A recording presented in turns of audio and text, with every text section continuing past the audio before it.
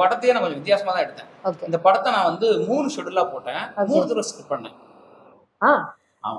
First ஒரு script பண்ணிட்டேன். அதான் ஃபைனல் ஸ்கிரிப்ட் தான். ஆனா நம்ம ஷூட் பண்ணிட்டு வரும்போது சில விஷயம் மாறும் இல்லையா? கண்டிப்பா. என்னதான் நம்ம எழுதுனா கூட அங்க ஒரு ஜன்னல் எதிர்பார்த்த ஜன்னல் இருக்காது. ஒரு பொம்மை கேட்டிருப்போம், பொம்மை இருக்காது. சில விஷயங்கள் ஒரு இடம் கிடைச்சிருக்காது. அதுக்கு தகுந்த மாதிரி சில விஷயம் பண்ணி போனீங்களா? சோ நான் ஃபர்ஸ்ட் ஷெட்யூல் போனேன். படத்தை வந்து எடிட் பண்ணேன். பார்த்தேன். என் ஸ்கிரிப்டை ரீவொர்க் பண்ணேன். ஓகே. செகண்ட் ஷெட்யூல் போனேன். திருப்பி ஃபுல்லா படம் பார்த்தேன். என் ஸ்கிரிப்டை ரீவொர்க் பண்ணேன். அதை வச்சு தேர்ட் ஷெட்யூல். ஓகே. சோ நான் ஏன்னா பார்த்துட்டு நான் ஒன்னு பேப்பர் எழுதி வச்சதை விட எதுக்கு நான் போகணும்? எனக்கு அந்த பேப்பர் தேவைப்பட்டுச்சு. அந்த இடைவெளி தேவைப்பட்டுச்சு. அதனால இது ஒரு போர்ஷன், இது ஒரு போர்ஷன், இது ஒரு போர்ஷன் நான் போக வேண்டி இருந்ததா? நான் அதை பயன்படுத்திக்கிட்டேன். அந்த ஒரு 10 நாள் கேப்ன்றதை நான் 25-30 நாள் எடுத்துப்பேன். எடுத்துட்டு பாத்தீங்கன்னா ஃபுல்லா படத்தை எடிட் பண்ணி படத்தை பார்த்துருவேன்.